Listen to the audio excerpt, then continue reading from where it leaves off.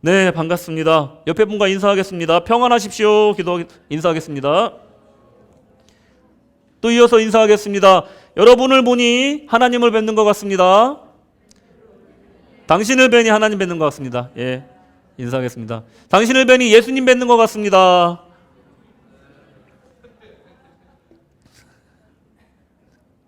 여러분들은 지금 예수님 같은 사람, 하나님 같은 사람들과 함께 예배드리고 있습니다. 할렐루야. 아멘.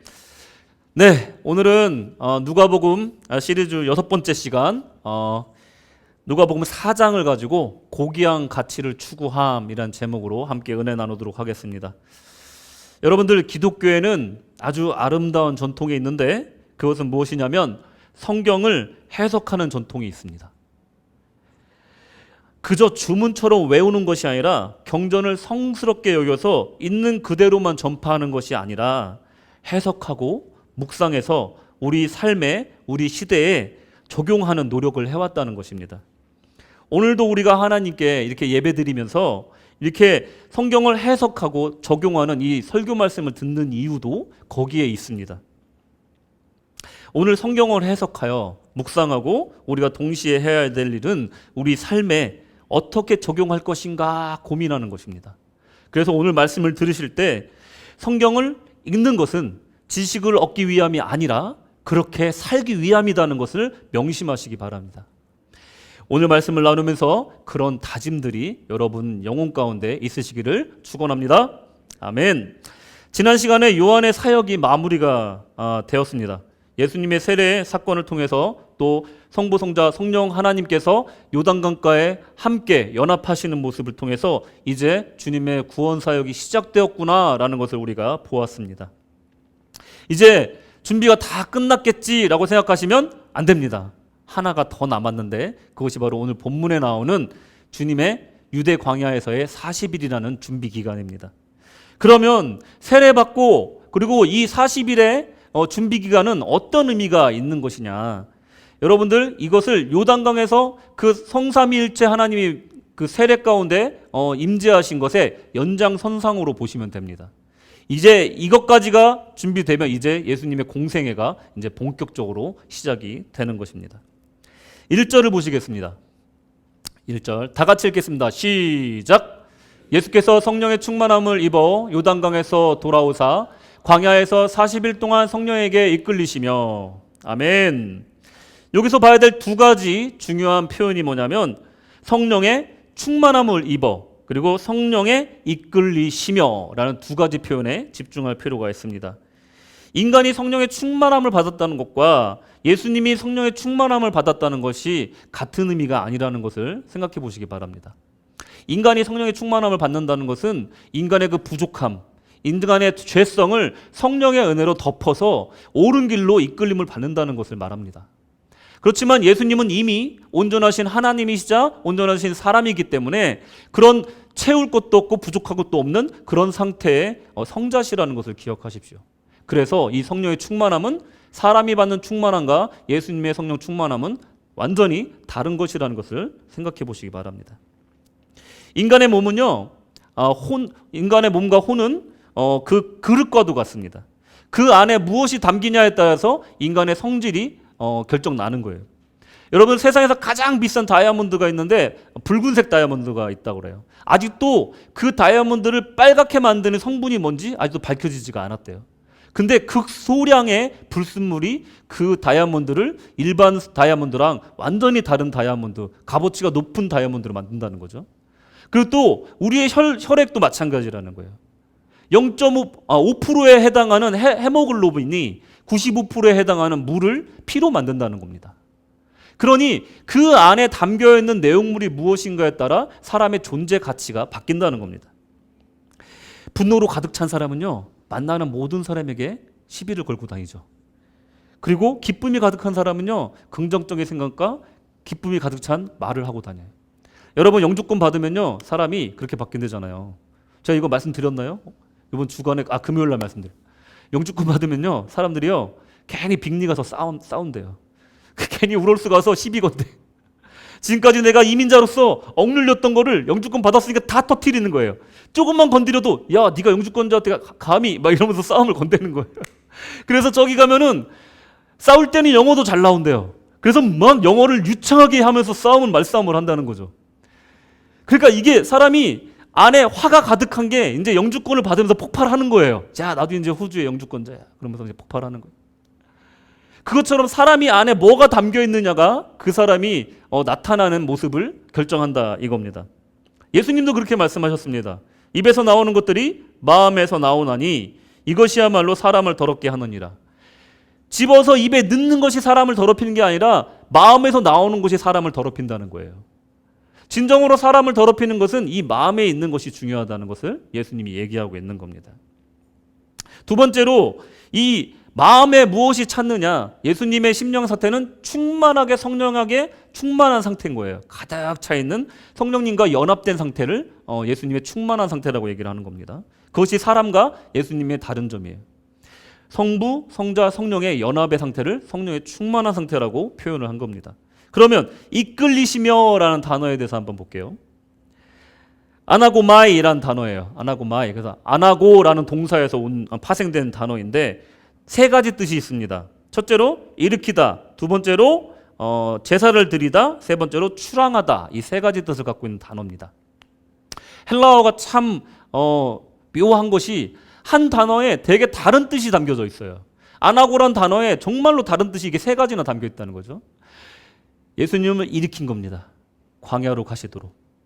성령이 예수님을 일으켜서, 그리고 마치 배가 항구에서 출항하듯이 그 공생애를 시작하게끔 하는 겁니다. 그리고 예수님을 추대하고, 그리고 예수님을 하나님께 제사 제물처럼 드려지는 그런 의미에서 이 아나고란 단어를 이제 뉘앙스를 생각하시면서 들으시면 돼요. 성령님께서 예수님을 일으켜 세우시고 추대하시고 그를 제사의 제물로 하나님께 올려드리도록 이끌고, 그리고 항구를 떠나는 배처럼 그 시작할 수 있도록 밀어주시는 겁니다. 끌어주시는 겁니다.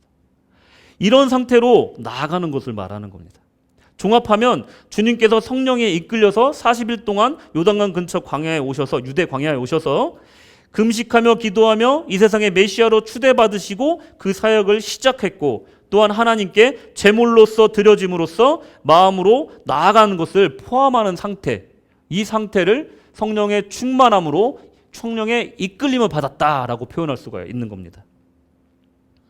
하나님의 영광을 위해 성령과 성자와 성부 삼위일체 하나님께서 사역을 시작하는 것을 상상해 보십시오. 우리 삶에는 이것을 어떻게 적용할 수 있을까? 우리가 무엇인가 새로운 일을 시작할 때 평소와 다른 마음가짐을 갖기 위해서 온 매음새를 다듬기도 하고요. 또 어떤 분들은 어떤 자기만의 의식을 치룹니다. 예를 들어서 제가 어린 시절에 우리 나이 많으신 권사님들 보면요, 가끔 집에 놀러 가 보면 토요일날 이럴 때 놀러 가면 예쁘게 한복을 다려가지고 딱 걸어 놓으세요. 권사님 저 뭐예요? 그러면 무슨 어디 가세요? 주일날 입을 거야. 맨날 봤잖아. 근데 이렇게 맨날 이렇게 다려 놓으세요? 나 토요일마다 다려. 그러시는 거예요. 마음의 준비를 하시는 거예요. 주일을 위해서. 낮에는 어디 갔다 오셨어요? 물어보면은 은행에 가셨대. 왜? 신권으로 다 바꿔갖고 오신 거예요. 그리고 헌금 봉투에 딱 넣어가지고 머리맡에 탁 비고 주무시는 거예요. 그게 주일을 준비하는 자세인 거예요. 그분은 하나님께 가장 깨끗한 모습으로, 가장 좋은 것으로, 가장 정결한 것으로 하나님께 드리고자 하는 그분의 정성이라는 거예요. 그러니까 어떤 큰 일을 준비하고 새로운 것을 시작할 때는, 우리가 큰 결정을 할 때는 이렇게 마음 자세를 되돌아보게 되고 점검하게 된다는 것을 알 수가 있습니다. 우리 주님도요, 30년 동안 이 땅에 사시면서 공생애를 준비를 하셨어요. 근데 하루하루를 사람들을 바라보니 그 삶 자체가 고난의 연속이고, 그것이 얼마나 인생이라는 것이 고난되는 것이고 힘든 것인지 우리 주님도 그들과 함께 뒹굴면서 아신 거예요. 하루라도 빨리 세상에 뛰어나가서 이들을 고치고 가르치고 또 전파하시기를 그 마음에 불일듯이 그 마음에 품으셨을 것이라고 전 예상을 합니다. 그런데도 불구하고 바로 세상에 뛰어나가지 않으시고, 성령을 받고 바로 뛰어나가지 않으시고, 세례를 받고 바로 뛰어나가지 않으시고, 우리 주님은 광야로 가셔서 조용히 하나님과 교제를 나누십니다. 여러분들 이게요, 우리가 이 일을 진행함에 있어서 시간을 늦추는 것 같고 이게 시간 낭비 같지만 사실은 가장 영적으로 좋은 결과를 만들기 위해서는요, 우리가 무슨 일을 시작할 때 이런 예수님의 자세를 배워야 됩니다. 급하니까 빨리 계획도 철저하게 세워야 돼. 그리고 준비할 거 빨리빨리 체크해서 체크리스트 만들어서 뭐가 부족한지 빨리 준비하고, 야 그렇게 앉아있을 새가 어딨어, 이렇게 하는 건 세상의 방식이지만 예수님의 방식은요, 모든 건 내려놓고 광야로 나아가는 겁니다. 40일 동안 나가서 주님과의 관계를 더 연합하게 하고 그 영적 교제를 깊숙이 갖는 것을 먼저 행한다는 것입니다. 여러분들의 삶 속에 중요한 일이 있을 때, 뭔가를 새로 시작하실 때 이 자세가 필요하다는 겁니다. 하나님 앞에 이 거룩한 영적 교제가 항상 우선돼야 된다는 겁니다. 하나님, 제가 어떤 일을 시작하는데요, 이게 어떻게 진행될지 저도 알지 못하지만 주님께 맡깁니다. 하나님, 제가 어떠한 공부를 시작하는데 제가 지금으로선 많이 부족하지만 주님이 지혜를 주시기를 원합니다. 하나님, 제가 어디에 출장을 가고 여행을 가는데 제가 그곳에서 만나는 모든 사람들에게 만남의 축복을 주십시오. 또 제가 만나는 모든 사람에게 주님 전할 수 있게 하시고 그 만남을 통해서 하나님께 영광 돌리게 하여 주시옵소서 하면서 기도로 모든 것을 시작해야 된다는 겁니다. 여러분, 주님이 하셨던 것처럼 우리도 그런 거룩한 경건의 시간을 우선적으로 가져야 된다는 것을 말씀드리고 싶습니다. 2절입니다. 마귀에게 시험을 받으시더라. 이 모든 날에 아무것도 잡수시지 아니하시니 날수가 다함에 줄이신지라. 이 구절을 보시면 성경에 금식에 관한 이야기들이 많이 나와요. 이 구절도 금식에 관한 얘기가 나오죠. 모세가 십계명을 받기 위해 시내산에 올라갔을 때도 40일 동안 금식하면서 하나님과 영적 교제를 갖습니다. 느헤미야도 그랬고요. 에스더도 그랬고, 민족의 위기가 있을 때 그 민족을 대표해서 금식을 선포합니다. 바울도 다메섹 도상에서 주님을 만나고 눈이 먼 후에 금식을 합니다. 이 금식은 유대 전통에 의해서 매년 7월 달에 대속죄일에 선포되는 것이었는데, 그 금식을 통해서 민족의 위기가 있을 때나 아니면 민족의 죄를 사함받기 위해서 이 금식을 선포했다는 거예요. 초대교회에서는 일주일에 2번 금식하기를 권장했다고 합니다. 여러분들 하실 수 있겠어요? 일주일에 2번 금식? 저는 좀 힘들 것 같은데. 예, 금식의 예물은 교회와 교회에 속한 권속들을 돕는 일에 사용됐다고 합니다. 금식 기도가 아니라 영적인 교제와 연합이었다라는 것을 우리 주님을 통해서 알 수가 있습니다. 우리가 이 구절을 해석할 때 지나치게 40일 금식 기도에 대해서 초점을 맞추는 경향이 있습니다. 어떤 일을 할 때 40일 기도를 하는 것이 마치 법인 것처럼 여기는 분들도 있습니다. 하지만 금식을 하기 위해서 광야에 가신 것이 아니라 성령의 충만함을 입고 성령에 이끌려서 그 경건의 시간을 가졌다는 게 핵심입니다. 만약에 성령께서 나에게 충만하셔서 나를 이끌어서 내가 금식을 했다면 그 금식을 하는 거예요. 근데 성령에 충만해서 성령이 이끄셔서 어딘가 나아가서 전도하라고 하시면은 그게 성령의 이끌림을 받은 거예요. 그게 광야 40일인 거예요. 그러니까 중요한 것은 금식이 아니라 성령의 충만함을 받고 이끌림을 받았다는 게 중요한 겁니다. 그러니까 예수님의 이 구절을 우리가 해석할 때 마치 40일 기도를 해야만 영적인 사람인 것처럼 얘기를 하면 안 된다는 겁니다. 여러분 금식 기도 해보셨어요? 금식 기도 해보신 분? 없으세요? 네, 우리 정교님 며칠까지 해보셨어요? 3일. 야, 그쵸. 한국 사람은 3일. 그죠? 3세판. 또 다른 분. 네, 며칠 하셨어요? 며칠 해보셨어요? 10일. 오, 대단해요. 박수. 저는 3일 해봤습니다. 3일 해봤는데 3일 금식을 해봤는데 제가 고등학교 1학년을 올라가면서 학생회장이 됐어요. 제 간증인데 부흥 강사님이 야, 하나님이 어떤 직분을 줬을 때는 금식 기도를 해야 돼. 이런 부흥성회를 하시면서 얘기를 하시는 걸 제가 탁 듣고 순종했어요. 그날부터 금식을 시작했는데 소금물 1.5리터를 마시라는 거예요. 3번에 나눠서. 근데 그러고 나면 무슨 일이 일어난다는 얘기를 왜 안 해주신 거야? 엄청 고생했습니다. 화장실에 살았어요. 너무 고통스러웠어. 그러고 나니까요, 여러분 금식하면 사람이 어떻게 되는 줄 아세요? 아무것도 하기 싫습니다. 그냥 앉아서 기도만 하고 주여 주여 이러던 사람이 갑자기 주여 이러고 있어요. 그러다가 이튿날이 되면요 후회가 돼요. 내가 그냥 학생회장 됐다고 금식한다고 한 게 잘못이지 이러면서 후회를 하게 됩니다. 그리고 셋째 날 아침이 되면요 어디선가 누가 라면을 끓여요. 문을 열어봐도 아무도 라면 안 먹는데 신라면 냄새가 코로 막 들어와. 누가 라면 먹는 거야? 뭐 이거는 환청이고 이건 환각인데 이건 뭐죠? 아무튼 그렇게 3일도 힘든데 40일을 금식한다는 건 어떻겠습니까? 그냥 그야말로 목숨을 걸고 하는 겁니다. 목숨을 걸고. 이거 40일 기도하고 나면요 40일 동안 보식을 해야 돼요. 안 그러면 큰 병 납니다. 목숨을 잃는 분들도 있어요. 그렇기 때문에 이 40일 금식 기도는요 정말 큰 결단 가운데 해야 되는 거예요. 이 죄를 지었을 때, 흉악한 죄를 지었을 때, 나라가 위기에 처했을 때 유대 민족들은 금식을 했다는 겁니다. 절기에 따라서 자기의 죄를 사함받기 위해서 금식을 했다는 거죠. 우리 예수님의 금식은 이 금식들, 그러니까 전통적으로 유대인들이 행했던 금식들과는 전혀 다른 것이라는 거예요. 성령의 충만함을 받아서 이끌림을 받은 그런 금식이었다는 겁니다. 그러니까 먹고자 해서 안 먹고자 해서 안 먹은 것이 아니라 이끌림에 따라서 40일 동안 계속 거기서 영적 규제를 하신 거예요. 또 한 가지 아까 저희가 아나고마이를 얘기하면서 얘기했지만 제사 드리다라는 뜻이 있잖아요. 제물에게 음식을 줍니까 안 줍니까? 안 주죠. 예수님은 하나님이 세우신 하나님의 어린 양이세요. 인류를 구원하기 위한 하나님의 제물이라는 거예요.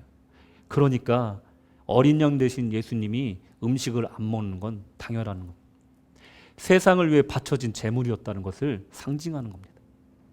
그러니 이 금식을 단순하게 죄를 사함받기 위해 민족을 구하기 위한 그런 세상적인, 그러니까 우리가 세상을 살아가면서 하는 그런 금식과 비교할 수 없는 아주 영적인 깊은 의미가 담겨 있다는 겁니다. 그리고 이 40일 동안 성령의 충만함에 이끌렸다는 것은 성삼위일체 하나님께서 함께 사역한다는 의미를 갖고 있는 거예요. 앞에 3장에서 예수님께서 그 요단강에서 세례받는 장면을 우리가 기억합니다. 그 연장선상에서 예수님의 공생애 내내 그 상태가 계속해서 유지가 됐다는 거예요. 우리 인간은요 죄성이 있고 부족하기 때문에 성령이 소멸합니다. 우리가 영적인 생활을 조금만 쉬더라도 우리 성령이 점점 식어가요. 제가 지난번 시간에 설명을 했잖아요. 우리 심령은 쇠 구슬과도 같다라고 얘기를 했잖아요. 성령은 불이에요. 성령을 조금만 멀리하면 우리 마음은 아주 차디차게 식어버린다는 거예요. 하지만 성령을 가까이 하면 우리 마음은 불과 같이 뜨거워진다는 거죠. 그러니 우리 심령에 성령은 충만하여졌다가도 소멸한다는 거예요. 하지만 우리 예수님은 다르다는 겁니다. 예수님의 성령 충만이라는 것은 성삼위일체 하나님의 한 위를 담당하신 성자이시기 때문에 연합을 의미한다는 거예요. 연합을. 예수님 혼자서 이 땅 위에서 그 구원 사역을 한 것이 아니라 성삼위일체 하나님께서 함께 이 땅에서 그 구원 사역을 이루어 가셨다는 것을 알 수가 있습니다. 그래서 예수님은 수시로 그 영적 시간을 가지신 거예요. 때를 어떤지 못 어떤지 습관에 따라 계속해서 영성생활을 하신 거예요. 영성생활 매일매일 하나님과 성령과 동행하셨던 겁니다. 이 삶을 진행하신 거예요. 수많은 기독교 신자들이 경건하여지기를 소망하고 또 영성이 깊어지기를 원합니다. 간절히 기도할 뿐 그 영성이 정작 무엇인지 알지 못하고 세상과 주님 사이 어딘가에서 방황하는 모습을 볼 수가 있습니다. 신앙생활은 했지만 정작 내 신앙이 어디로 가야 되는지, 정확히 내가 무엇을 해야 되는지 알지 못해서 주일 예배 빠지지 않고 나가는 것만으로 그냥 만족합니다. 오늘 본문의 예수님을 통해서 우리가 나아갈 방향을 제시받고 있습니다. 주님을 믿는 사람들은 날마다 주님 따라 산다는 겁니다. 오늘 집을 나서기 전에 영적으로 깊은 교제가 우선 돼야지만이 문 밖을 나갈 수 있다는 마음으로 세상을 살아야 된다는 겁니다. 성령의 이끌림을 강구해야 됩니다. 하루의 시작을 허투루 하지 않습니다. 침담밭에 앉아서 첫 시간, 내가 눈 떴던 그 시간을 하나님께 드리는 겁니다. 주어진 대로 살아가지 않는다는 겁니다. 의식을 가지고 의도적으로 성령님을 초대한다는 거예요. 성령님의 충만하심을 강구한다는 겁니다. 성령님의 인도하심을 강구한다는 거예요. 의식적으로. 흘러간 대로 살지 않는다는 겁니다. 일정대로 살아간다는 게 아닙니다. 성령의 이끌어 주심을 요청한다는 거예요. 의식적으로. 그리고 하나님의 음성을 경청하고 기꺼이 그 명령에 순종할 자세를 만들고 문 밖에 나가야 된다는 겁니다. 그것이 오늘 본문을 통해서 주님께서 우리에게 제시하는 영적 생활이라는 것입니다. 이 작은 노력이 쌓여서 천국의 계단이 된다는 것을 믿으시기 바랍니다. 이 작은 노력이 한 걸음 한 걸음 천국으로 가까이 가게 한다는 것을 믿으시기 바랍니다. 이것이 우리 영성을 깊게 하고 넓게 하고 높게 하는 방법이라는 겁니다. 대학 입시, 인터뷰, 연봉 협상, 개업, 여행 등등 인생의 크고 작은 시작을 주님 모습을 본받는 기도보다 앞서지 않는 이런 겸손한 신앙이 필요하다는 거예요. 인생의 가장 의미 있고 중요한 순간에 주님과 함께하지 않으면서 어떻게 주님이 우리 주님이라고 말할 수 있겠습니까? 항상 중요한 결정 속에 내 생각이 결정을 하는데 어떻게 내가 주님을 따르는 사람이라고 말할 수 있겠습니까?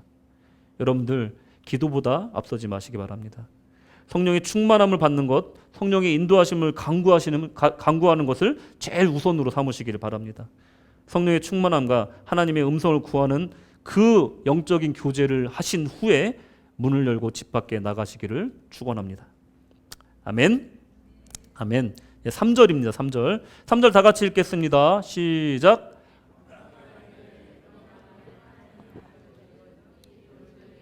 떡이 되게 하라. 아멘. 우리가 2절에서 또한 이 3절에서 또한 우리가 눈여겨봐야 될 지점은 이 사탄의 유혹에 포커스를 맞춰서 생각해 보시기 바랍니다. 첫 번째 유혹, 뭐 세 가지 유혹이 있죠? 아시는 분, 첫 번째 유혹 뭐죠? 돌덩, 그죠? 돌로 떡이 되게 하라. 두 번째 뭐죠? 뛰어내려라, 그죠? 뛰어내려라. 천사들이 받쳐서 안 죽을 거다. 세 번째 뭐죠? 나에게 경배해라. 세 가지. 오늘 세 개를 다 하면 좋겠지만 시간이 없어서 오늘은 이 떡에 대해서만 얘기하도록 하겠습니다. 여러분, 첫 번째 유혹은 떡입니다. 떡. 레헴이라고 해서 히브리어로 주요한 음식을 뜻합니다. 그러니까 빵을 뜻하는 게 아니에요. 브레드를 뜻하는 게 아닙니다. 로프를 뜻하는 게 아니에요. 이거는 레헴이라고 해서 주식을 뜻하는 거예요. 주식. 우리가 주로 먹는 주식을 뜻하는 겁니다. 아시아 문화권에선 주식이 뭡니까? 쌀이죠. 서양권에선 뭐죠? 빵이라고 하시는 분도 있어요. 쌀이면 뭐죠? 보통 밀이라고 그러잖아요. 밀. 그죠? 근데 빵이라고 그러잖아요. 왜냐하면 서양 사람들은 빵을 밀로만 만들지 않아요. 밀로만 만들지 않고 여러 가지 곡식으로 만듭니다. 그래서 그 만든 거를 그냥 빵이라고 해요. 그러니까 빵의 기원을 이제 역사학자들이 얘기할 때 어떻게 얘기하냐면 인류학자들이 얘기할 때 그냥 나무 뿌리에 녹말 같은 걸 잘 모아가지고 굳힌 다음에 돌 같은 데다가 구워서 이렇게 넓적하게 펴가지고 구워 먹은 걸 빵의 시초라고 얘기를 해요. 그러니까 우리식으로 말하면 감자전 같은 거예요. 감자전. 그러니까 어떻게 보면 우리가 빵을 먼저 먹었을 수도 있어요. 그죠? 그러니까 어쨌든 주식을 의미합니다. 주식. 그러니까 이거 해석을 똑바로 하자면 떡이라고 하기보다는 밥이라고 하는 게 맞죠. 그죠? 주식을 의미하는 거니까. 그러니까 이 돌들로 밥이 되게 하라가 맞는 거예요. 그러니 이것을 우리가 생각할 때 한국 사람들이 이 빵 빼따로 밥 빼따로 있다라고 얘기를 하잖아요. 그 이유가 뭐예요? 우리는 밥을 먹지 않는 한 절대 밥 먹은 게 아니에요. 그죠? 식당에 가서도 밥을 먹고 나서 디저트로 뭘 먹어야지 끝나요? 볶음밥을 먹어야 끝납니다. 그죠? 이렇게 밥에 진심인 민족이에요. 코로나가 터졌습니다. 여러 가지 교회에 심각한 문제들이 있었어요. 예배를 나와서 못 드리고. 근데 그거와 동일하게 심각한 문제가 있었는데 그게 뭐라고요? 교회에서 밥을 먹을 거냐 안 먹을 거냐. 제가 이걸 가지고 지역관님하고 이제 대화를 할 때 내가 너네 한국 커뮤니티를 니네 코어를 이해하지만 사실은 다 이해는 못해라고 얘기를 하시더라고요. 왜 거기다 10,000불 이상의 돈을 써? 막 이런 얘기를 하는 거예요. 점심 때마다 밥을 먹어야 돼 꼭? 그냥 핑거푸드 먹고 헤어지면 안 돼? 제가 정확하게 말씀드렸어요. 안 됩니다. 이렇게 말씀드렸어요. 한국 사람들은 밥을 먹어야 됩니다. 그렇구나. 알겠다. 그러고 넘어가셨거든요. 이렇게 밥에 진심인 민족이 한국 사람이에요. 이건 뭐냐면요. 3절에 이게 빵이라고 얘기할게요. 빵이라는 개념은 우리식으로 말하는 이게 밥인데 생명과 직결되는 것을 내가 이제 건들겠다 하는 사탄의 이제 선언인 거예요. 생명과 직결되는 주식을 한번 만들어 봐라 이렇게 얘기를 하는 거예요. 거기에 전제 조건이 뭐냐면요, 내가 만일 하나님의 아들이어든 이런 전제 조건을 거는 거예요.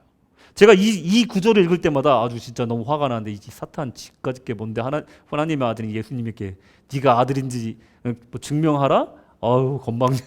아무튼 제가 감정이 너무 이입됐는데, 마귀가 이런 황당한 질문을 하는 거예요. 네가 하나님의 아들이어거든 이 돌들로 명하여서 밥이 되게 하라, 이렇게 명하는 거예요. 마귀는요, 예수님이 하나님의 아들이라는 걸 알아요. 그리고 이 하나님의 아들의 능력이 무엇인지 압니다. 이 돌들로 명하여 밥이 되게 하라라는 이 유혹은요, 우리와는 상관이 없는 거예요. 제가 예를 들어서 사탄이 우리 성도님 중에 한 분한테 와가지고, 야 누구누구야 돌들로 명하여서 빵이 되게 해라. 오케이 알았어, 내가 기도할게. 이렇게 안 하죠. 왜냐하면 우린 그런 능력이 아예 없어요. 원천적으로. 성자 예수님은 그런 능력이 있다 없다? 있어요. 오병이어로 몇천 명을 먹이시잖아요. 능력이 있는 걸 아는 거예요, 사탄이. 예수님 맞춤형으로 지금 유혹을 하고 있는 겁니다. 당신이 하나님의 아들이어거든, 알면서 이렇게 유혹하는 거예요. 아들이어거든 이 돌들로 명하여 밥이 되게 하십시오. 그걸로써 세상 사람들이 당신이 하나님이 아들인 것을 알 겁니다 하고 이렇게 유혹하고 있는 거예요. 마귀는요, 이 성자 예수님의 능력을 알고 그거에 맞춰서 이렇게 유혹을 합니다. 거짓의 아버지인 그는 지금도 쉬지 않고 인간을 지옥불로 던질 죄를 짓도록 유혹하고 있습니다. 그리고 그는 이제 성자 예수님을 교묘하게 유혹하는데, 하나님의 아들만이 할 수 있는 것을 제시하는 거예요. 이걸 통해서 우리가 알 수 있는 것은 사탄은 언제나 우리가 못하는 것으로 우리를 유혹하지 않는다는 거예요. 사탄은요, 우리가 할 수 있는 걸 가지고 우리를 유혹해요. 우리가 하나님의 아들로서, 하나님의 자녀들로서 할 수 있지만 안 하는 것들을 한 번만 해. 한 번인데 어때? 야, 누가 안 보잖아. 이러면서 유혹을 한다는 거예요. 그 하나님의 백성들이 그거에 넘어가지 않게 하기 위해서 성령님께서 그렇게 말할 수 없는 탄식으로 지금도 기도하고 계시는 겁니다. 내가 왜 이렇게 참고 살아야 돼? 남들 다 하는 거 왜 내가 못하고 살아야 돼? 이런 말들을 자꾸만 들려주는 겁니다. 이젠 네 마음대로 살아. 네가 좋아하는 거 찾아가. 이렇게 계속해서 얘기하고 있는 거예요. 왜 너만 그렇게 희생하냐? 이렇게 얘기하고 있는 거예요. 모든 범죄는요, 한 번은 힘들지만요, 두 번째는 상대적으로 쉽습니다. 한 번만 해봐. 이 말은요, 너를 끌어들이겠다는 뜻이에요. 여러분, 연예인들이 뭐 날마다 새롭게라는 프로에 나와서 이렇게 간증하는 걸 제가 들었어요. 마약에 이게 빠졌던 사람의 얘기예요. 연예인들을 타겟으로 삼는답니다. 그 드럭셀러들이, 그 파는 사람들이, 마약 파는 사람. 왜 그러냐면 자기가 걸렸을 때 검사들한테 그런데요. 내가 유명한 연예인 하나 불러줄 테니까 나 빼줘. 이렇게 하기 위해서 일부러 연예인한테 접근한대요. 그래서 그 사람한테 약을 판대요. 야, 이거 좋아. 악상도 잘 떠오르고 영감도 잘 떠오르고, 야, 이거 먹고서 누구누구 그거 히트곡 만들었잖아. 이러면서 계속해서 꼬신대요. 그래서 결국은 먹여서 중독시킨다는 거예요. 그리고 계속 공급해준다, 공짜로. 얘는 그냥 특별 관리 해주는 거예요. 그러고 나서 자기가 걸리면 검사한테 내가 뭐 하나 불어줄 테니까, 누구누구 연예인 불어줄 테니까 나 빼주세요. 그리고 자기 빠져나온다는 겁니다. 실제로 그렇대요, 실제로. 사탄이 하는 방식이 그렇다는 거예요. 그 사람의 인생이 어찌 됐건가 말건가 나만 살면 된다 이거예요. 그게 바로 사탄의 방법이라는 겁니다. 내가 할 수 있는 걸 가지고 날 유혹한다는 거예요. 예수님이 할 수 있는 걸 가지고 예수님을 유혹했다는 겁니다. 우리의 인류의 시조 창세기에 보면요, 하와도 그런 방식으로 당했습니다. 창세기 3장 3절 5절에 보시면요, 동산 중앙에 있는 나무의 열매는 하나님의 말씀에 너희는 먹지도 말고 만지지도 말라. 여기까지 맞아요. 그런데 뭐라고 얘기해요? 너희가 죽을까 하노라 하셨느니라. 이 틈을 바로 찍고 들어옵니다, 사탄이. 4절에 보시면 뱀이 여자에게 이르시되 너희가 결국 죽지 아니하리라. 바로 찍고 들어오는 거예요. 얼마나 민첩합니까? 기다리고 있었던 거예요, 물으려고. 그리고 너희가 그것을 먹는 날에는 너희의 눈이 밝아져 하나님과 같이 되어 선악을 알 줄 하나님이 아심이라. 선악을 안다는 게 뭐예요? 지혜가 생긴다는 거죠. 지혜 생기면 뭐합니까? 정령이 죽을 텐데요. 여기에 숨겨놓은 겁니다. 사탄은요, 항상 중요한 걸 숨기고요, 안 중요한 걸 부각시켜요. 정령 죽는데 지혜 얻으면 뭐합니까? 정령이 죽는데 부자 되면 뭐합니까? 세상의 모든 이치들이요, 이렇습니다. 사탄은요, 중요한 거를 자꾸 숨기고요, 안 중요한 걸 자꾸 부각시켜서 사람들을 속인다는 거예요. 하와한테 그렇게 했던 겁니다. 죽을까 하노라? 이러니까 바로 치고 들어가서 거기다가 안 죽어! 너 지혜 얻을 거야. 근데 속으로 얘기하겠죠. 근데 넌 죽어. 얘기하겠죠. 얼마나 사악한 존재입니까? 사탄이 지금도 우리를 그렇게 노리고 있다는 겁니다. 어느 범죄 심리학자는 그렇게 얘기합니다. 강력 범죄자일수록 아주 성실하고 민첩하다. 연쇄 성범죄자였던 사람이 있습니다. 10년 동안 잡히지 않고 186명을 성범죄를 저지른 사람이 있어요. 실제로. 그 사람은요, 주로 범죄를 일으킨 시간대가 새벽 4시에서 8시예요. 매일 하루도 빠지지 않고 조깅을 했대요. 얼마나 성실합니까? 조기 축구도 맨날 나갔대요. 그리고 20살 딸이 있는 아빠였어요. 얼마나 제일 짓고자, 완벽하게 짓고자 해서 범죄 대상을 새벽에 조깅하면서 물색하러 다닌 겁니다. 발견하는 순간 혼자 사는 여자를 발견하면 가스 배관을 타고 올라갔대요. 여러분, 죄가 이렇게 무서운 거예요. 죄는요, 부지런합니다. 죄는요, 민첩합니다. 우리를 잡아먹을 기회가 있으면요, 언제든지 민첩하게 달려들어요. 성실합니다. 쉬지 않아요. 게으르지 않습니다. 여러분, 뱀이요, 자기의 먹이를 삼킬 때 한 번에 삼키기 때문에 천천히 입에 집어넣지만 그 먹이를 죽이기 위해서 독을 그 안에 주입할 때는 아주 빠르게 뭅니다. 굉장히 빠르게 물고 천천히 음미하면서 삼켜요. 이게 죄입니다. 성실하고요, 민첩한 게 죄입니다. 여러분, 이럴 때 우리가 어떻게 될까? 악의 모양이라도 버려야 된다는 겁니다. 근처도 가지 말라는 겁니다. 데살로니가 전서 5장 19절 보시면 성령을 소멸하지 말라고 말씀하십니다. 20절에 보시면요, 예언을 멸시하지 말래요. 하나님의 말씀을 멸시하지 말라는 겁니다. 21절에 범사에 헤아려 좋은 것을 취하라는 거예요. 신경을 써서 집중해서 이게 분별하라는 겁니다. 선한 건지 악한 건지. 그래서 좋은 것을 취하라는 거예요. 그리고 마지막으로 악은 어떤 모양이라도 버려라. 에이, 뭐 이것쯤이야. 에이, 죽을까 하노라. 에이, 뭐 이 정도 괜찮겠지. 거기를 파고드는 겁니다. 죽을까 하노라 하는 순간에.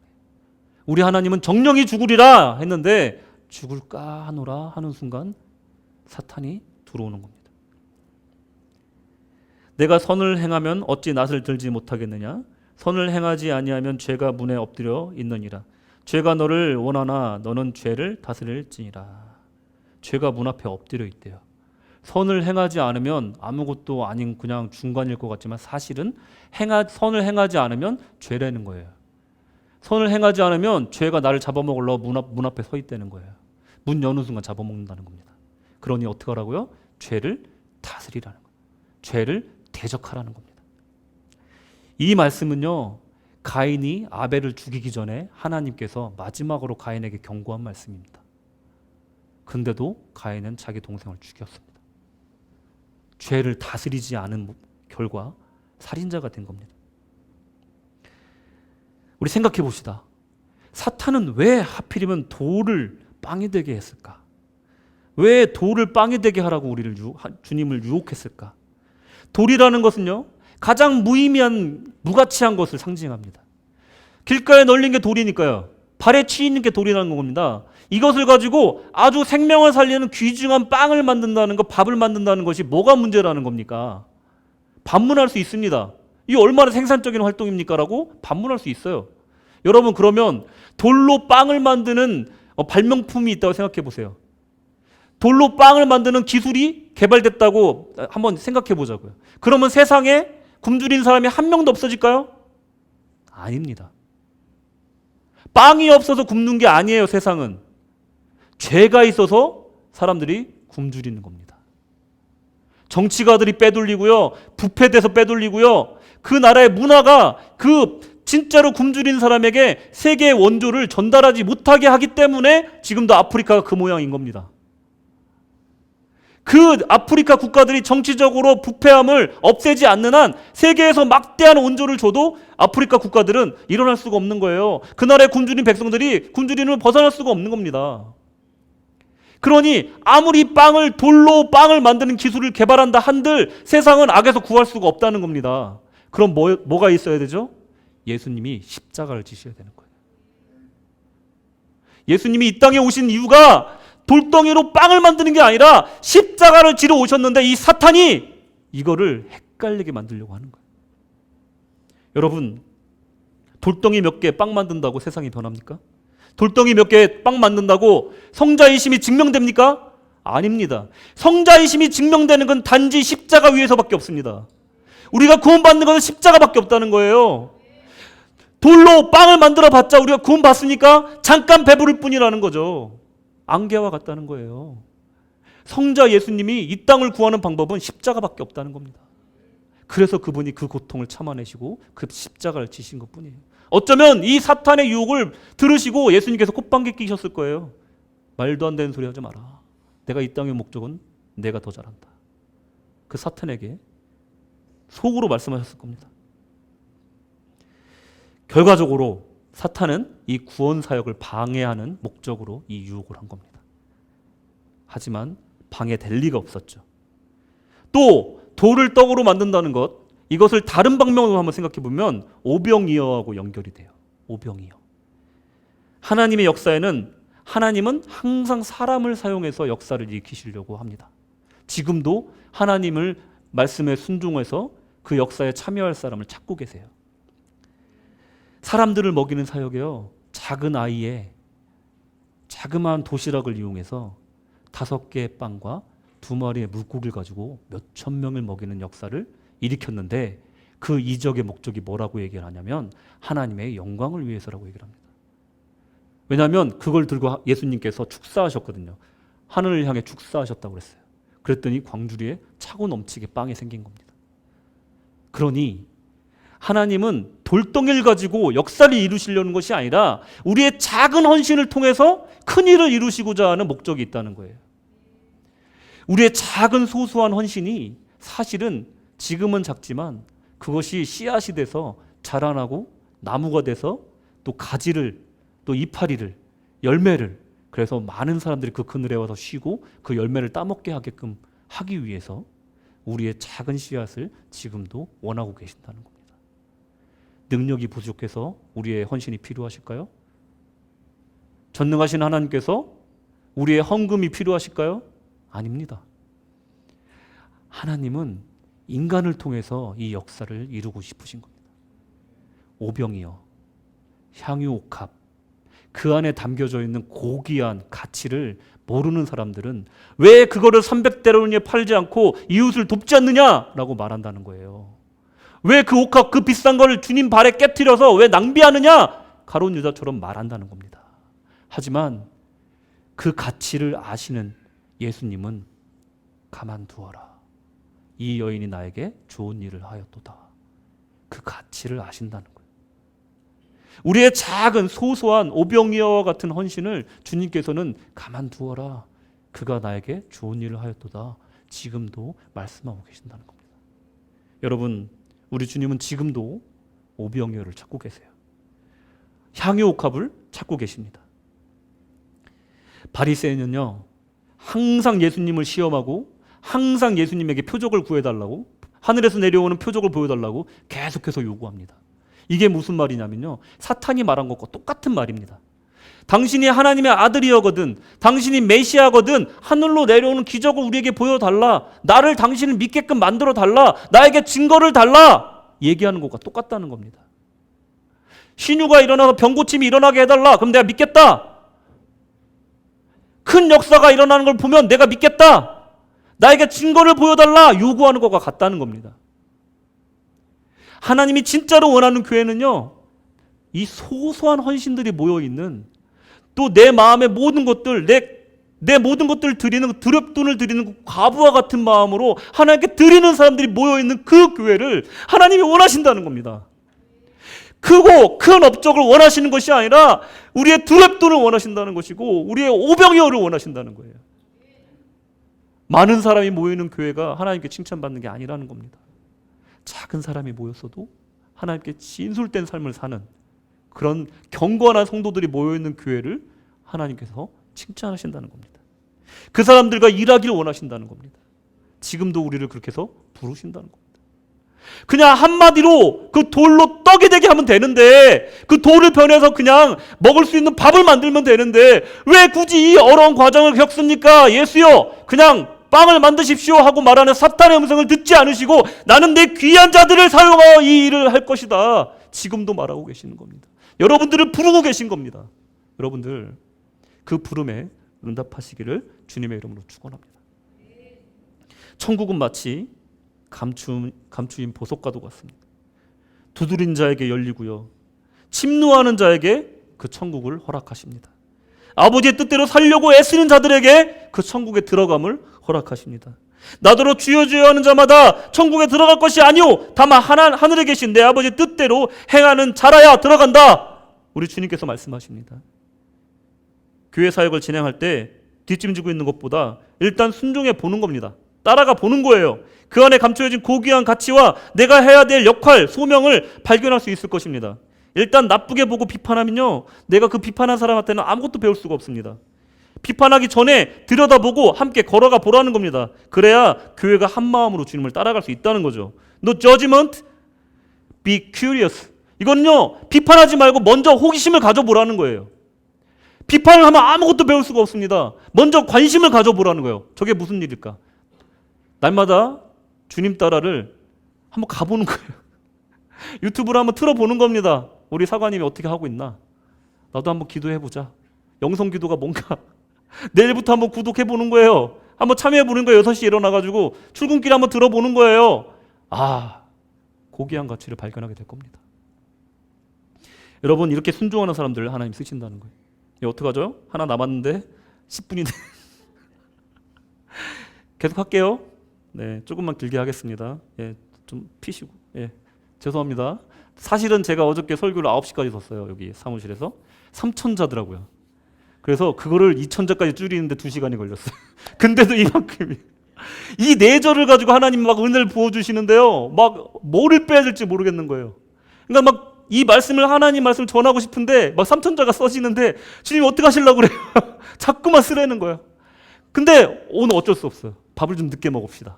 예, 4절입니다. 죄송해요.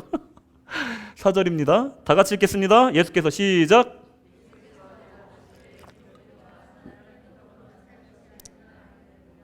아주 본질적인 얘기입니다. 사람이 떡으로만 살 수 없다. 그죠? 근데 우리가 이거를 너무 잊고 살아요. 사람이 떡으로만 살 수 있을 것처럼 착각을 해요.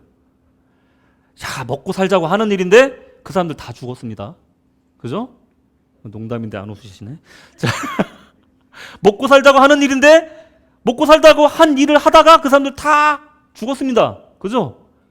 산 사람 없어요. 근데 사람이 떡으로만 살 수 없다는 이 진리를 우리가 까먹고 산다는 거예요. 사탄은 오늘도 우리를 아드레날린이 뿜뿜 나오는 이 야구경식의 서바이벌 가운데로 몰아넣는다는 겁니다. 그리고 세상은 우리에게 잠시도 이 고귀한 가치를 생각할 수 있는 시간을 허용하지 않아요. 자꾸 몰아붙이는 거예요. 심지어 주일 예배를 드리면서도, 설교를 들으면서도 세상 걱정하게 하는 겁니다. 예? 자꾸 걱정하게 하고, 아, 예배 끝나고 뭐 하지? 자꾸 이런 잡생각을 하게 하는 거예요. 내가 하나님 말씀대로 살려면 어떻게 되냐? 이 사람이 떡으로만 살 수 없다는 게 의미에 대해서 생각을 해야 되는데 자꾸만 떡으로 살아야 되는 방식에 대해서 자꾸만 고민하는 거예요. 이게 자꾸만 우리를 관성처럼 끌어당기는 거예요. 이걸 끊어버려야 돼요. 이걸 끊어버려야 된다는 겁니다. 이런 유혹을 이기기 위해서 우리가 필요한 것은 바로 하나님의 말씀이다. 하나님의 말씀은 살아있고 활력이 있어 좌우의 날성 검과 어떤 검보다 예리하여 혼과 영과 및 관절과 골수를 찔러 쪼개기까지 하며 또 마음의 생각과 뜻을 판단하나니. 아멘. 이 하나님의 말씀은 사탄을 대적하는 강력한 무기인 검이 된다는 거예요. 말씀의 검. 그러니 우리 예수님이 이 사탄을 대적한 방법을 보시면 그 방법을 알 수가 있는 겁니다. 예수께서 대답하시되 기록된 바, 이렇게 얘기하십니다. 기록된 바. 성자 예수님의 권능으로 충분히 이 사탄 따위는 그냥 물리칠 수 있지만 기록된 바, 하나님의 말씀으로 이용해서 대적한다는 거예요. 기록된 바 문자적으로 대적한다는 겁니다. 있는 그대로 말씀으로 사탄의 말장난을 중단시키는 겁니다. 사람이 떡으로만 살 것이 아니라 하였느니라. 또 하나님의 말씀을 인용합니다. 이 말씀은 어디 있냐면요, 신명기 8장 3절에 있습니다. 다 같이 읽겠습니다. 시작. 너를 낮추시며 너를 줄이게 하시며 또 너를 알지 못하며 내 조상들도 알지 못하던 만나를 내게 먹이신 것은 사람의 떡으로만 사는 것이 아니요 여호와 입에서 나오는 모든 말씀으로 사는 줄을 내가 알게 하려 하심이니라. 아멘. 만나가 무슨 뜻인지 아십니까? 만나 무슨 뜻인지 아세요? What is this? 예. 이게 뭐야? 이거죠. 이게 뭐다냐? 이거예요. 그죠? 이게 뭐유? 이런 겁니다. 경상도 사투리는 뭐라고 그래요? 이게 뭐요? 현찬 씨? 예? 이게 먹고 이거예요. 만나가 이거예요. 야, 저게 뭐야? 이게 먹고 이거예요. 아, 억양이 맞나? 이거예요. 만나의 뜻이. 그러니까 이게 무슨 뜻이냐면요, 매일 새롭게 주신 거예요. 뭐든지요, 저장하면 썩는 겁니다. 그때부터 썩기 시작하는 거예요. 여러분의 냉장고 안에 들어있는 거 되게 신선해 보이죠? 썩고 있는 겁니다. 그 냉장고에 있는 거 아끼다가 뭐가 된다고요? 그게 되는 겁니다. 여러분 빨리 드세요. 냉장고에 있는 거 지금 썩고 있는 거예요. 보관하는 순간 썩는 겁니다. 그러니 만나라는 것은요, 매일매일 주시는 이유가 있는 거예요. 오늘의 은혜로 오늘을 살고 오늘의 걱정은 오늘이 족한 겁니다. 내가 살아가는 자에게 잠을 주노라. 내일 걱정은 내일 해라. 오늘에 또 은혜를 줄 것이니까. 내일 만나 안 주시면 어떡하지? 근데 이게 뭐야? 또 주신 거야. 이게 먹고 주신 거야. 그게 만나라는 겁니다. 그게 만나라는 겁니다. 이게 왜 은혜야? 이게 왜 하나님의 축복이야? 하루하루 이 만나의 축복을 느끼며 살아가라는 겁니다. 그리고 하나님의 입에 나오는 말씀으로 살리라. 하나님께서 내가 어디로 가야 될지 길도 없고 지도도 없고 또 어떤 목적지도 없는 그 광야의 삶 속에서 오늘 어디로 가야 될지 말씀으로 매일매일 말씀해 주신다는 것을 의미하는 거예요.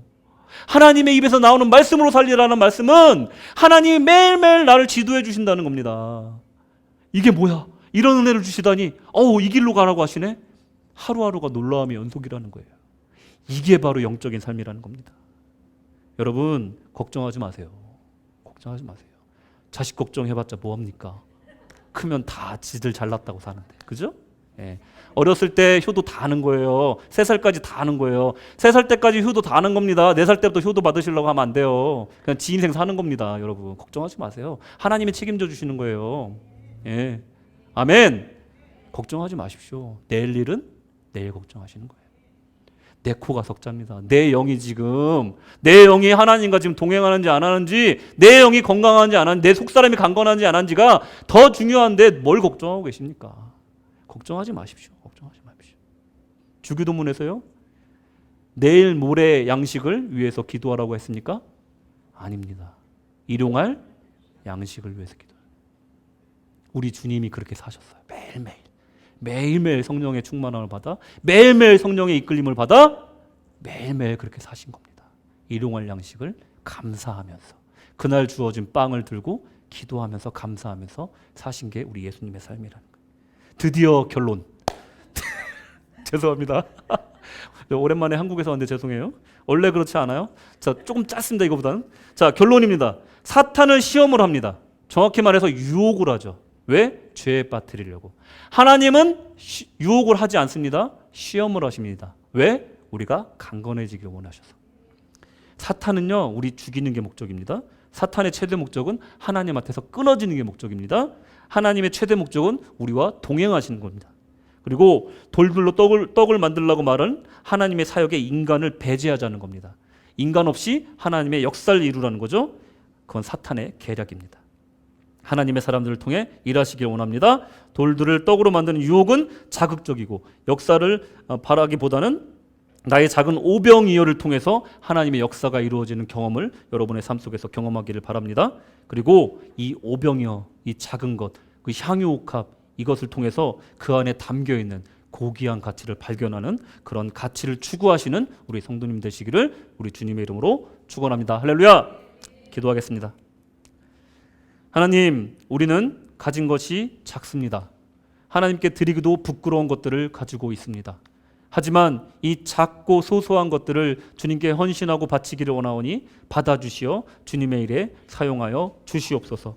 지금도 유혹하는 그 음성에 귀 기울이지 말게 하시고 성령의 충만함을 받아 성령의 이끌림을 받는 귀한 삶으로 나아가게 하여 주시옵소서. 주께서 함께 하시기를 간절히 원하며 예수님의 이름으로 기도드렸습니다. 아멘.